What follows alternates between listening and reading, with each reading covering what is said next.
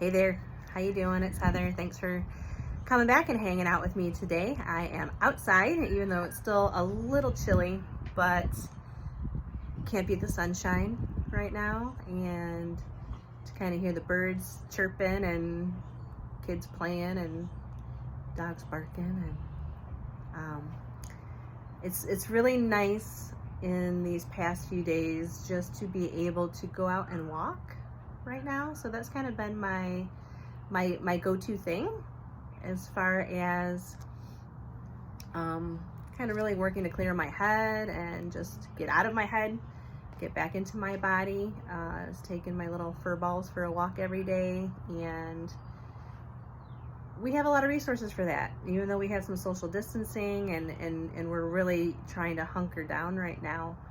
We do have some freedom to get outside, to walk, to just kind of be in nature a bit. It's really grounding, it's really centering, and that's kind of what I wanted to share with you guys today.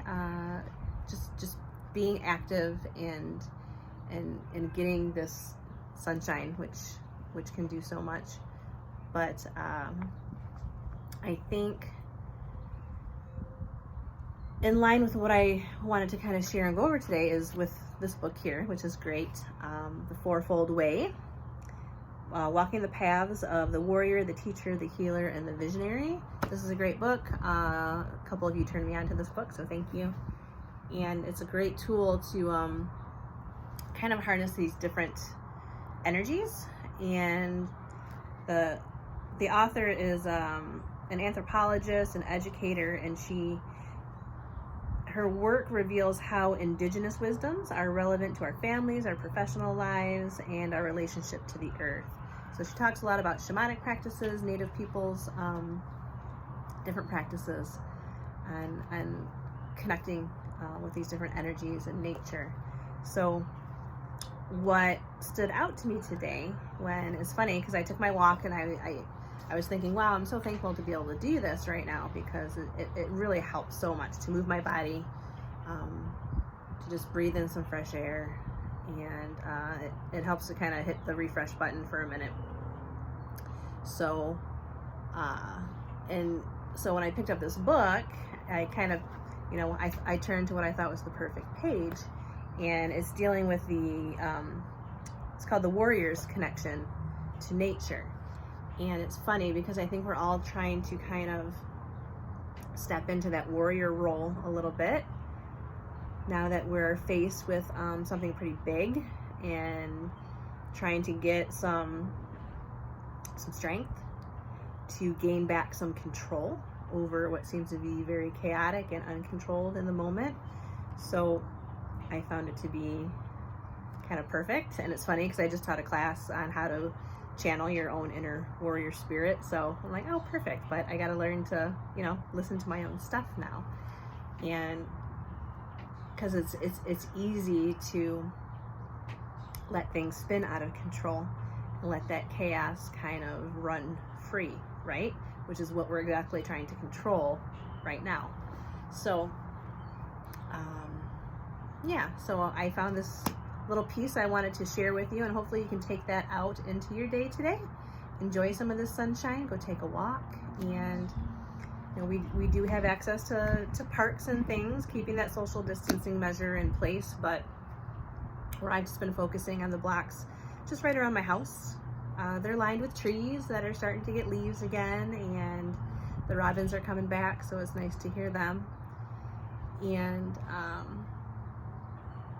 so yeah, and I don't like to listen to music or podcasts or anything. I like to just really use my walks as like a walking or moving meditation to keep myself centered, grounded, and in the present, and not so much in the future, and like I said, in my head.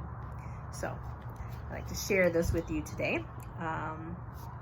She writes, Native peoples recognize that the most empowering and healing tool that we have available to us is our connection to nature and the wilderness. In his book, Indian Country, Peter Matheson reminds us of the deep connection between nature and spirit. Man is an aspect of nature, and nature itself is a manifestation of primordial religion. Even the word religion makes an unnecessary separation, and there is no word for it in the Indian tongues. Nature is the great mysterious, and the religion before religion. Built into the vision quests or ceremonialized wilderness experiences of native peoples, it is the inherent knowledge that nature is an unlimited source for empowerment and for the connecting spirit with matter. Biologically, in order to maintain our vitality and our energy levels, it is imperative to be outdoors for 1 full hour each day. As children, we spent more time outdoors than we did indoors. And as adults, we spend more time indoors than we do outdoors. So to maintain our well-being, it is necessary to our vitality and our spirit to connect daily with natural light, air, and earth. In their cave art, Neolithic societies represented the biological need for human beings to be connected to nature by the repeated drawings of individuals as trees, or what appear to be tree people. Among many indigenous cultures, trees are regarded as the medicine people of the plant kingdom. Like trees, the warrior's way is to become rooted and contained, flexible and bending in the wind, yet stable. In many cultures, trees symbolize the process of transformation. The roots of the trees are associated with the past and how we honor our heritage and ancestors.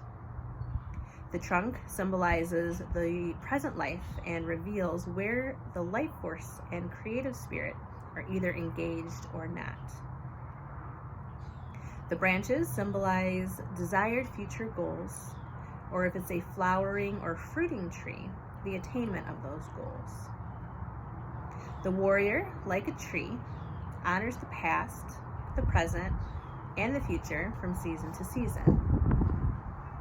Another warrior empowerment tool that is used for stabilizing and containing energy is the standing posture combined with hand positions. These hand positions involve placing one hand over the heart, placing the other hand between the rib cage and the navel. In the valleys of Uzbekistan, this posture asks for the help of a group of spirits called the Chiltan, who are called upon to heal, to restore power, and to stabilize energy. Dr. Goodman has studied the cross-cultural postures that induce trance journeys and ecstatic experiences, and in her book, Where the Spirit Rides the Wind, she explains that the Chiltan posture has turned up on the northwest coast of North America, in Arizona, in ancient Europe, in modern Africa, and among the Olmecs in Central America. In Hindu societies, working with both hand positions, they call mudras, and varied body postures, called yoga, is the method that is most used for rebalancing energy or personal power. These postures are found in many cultures, both ancient and contemporary. Recognition of these simple empowerment tools and their continuing practice are important for development of the inner warrior. Other nature metaphors and symbols that are attributed to the way of the warrior are the sky, the four winds, the sun, the moon, and the stars. The many native peoples attribute the way of the warrior to the direction of the north, the home of Father Sky, and all the birds and winged creatures. So ancient empowerment tools, including practicing the Chiltan posture or standing like the tree people, helping us become present and fully visible, as well as the Hindu practices of yoga that I connect with kind of a lot. And these modern day stress reduction and relaxation techniques can also provide ways for us as Western urban dwellers to center ourselves. Planting trees, gardening, having a small container garden, these are some ways that we can regreen our own natures by connecting to the plant kingdom. So I thought that was really great, and especially, you know, walking today along the streets lined with trees, and just that Chilton posture of grounding and rooting is something that I do all the time, especially if I'm working with clients or patients, or I'm in a big crowd of people, which I won't be for a little while, but the practice is really good just to get yourself centered, grounded, and rooted. So if I'm standing, or even if I'm sitting, and I got my feet connected to the earth, or I imagine, you know, where my sits bones connect to the earth, I have some tree roots growing down to kind of anchor me right down into the earth. So I'm nice and rooted and grounded, and it really helps to keep me centered and focused and present. So if you find yourself scattered and totally in your head, maybe practice that grounding technique of just rooting. Close your eyes, imagine you have tree roots growing down, and they go all the way down into the center and core of the earth, and they just anchor you right in. And go for a walk and use it as a meditation today, or every day, and just use it as that time to kind of clear your head, reconnect, and hit that refresh button. So if you have anything that you want to share, feel free to send that over to me, and I'm happy to share that on this channel. Whatever is working for you right now, whatever keeps you grounded and rooted and present, and kind of dealing with these more stressful times. So it's especially challenging when we find ourselves separated and kind of in this stage of isolation, which isn't going to be forever, but it's hard when we find ourselves separated, especially from, you know, like our families and people that we usually rally around in these challenging times, right? And now finding that we need to be separate from them and not have that direct support and connection. But technology can help us out here, just as we're doing now, and there's ways. So just be proactive.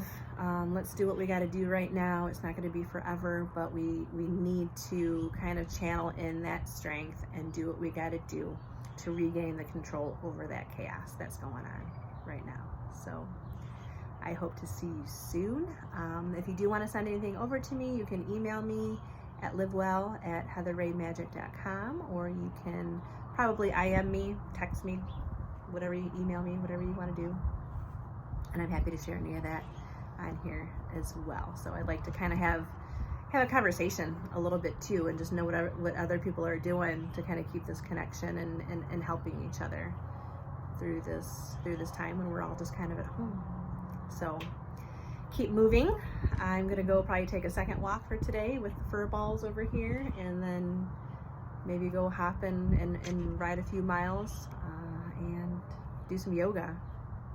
So be well, be good.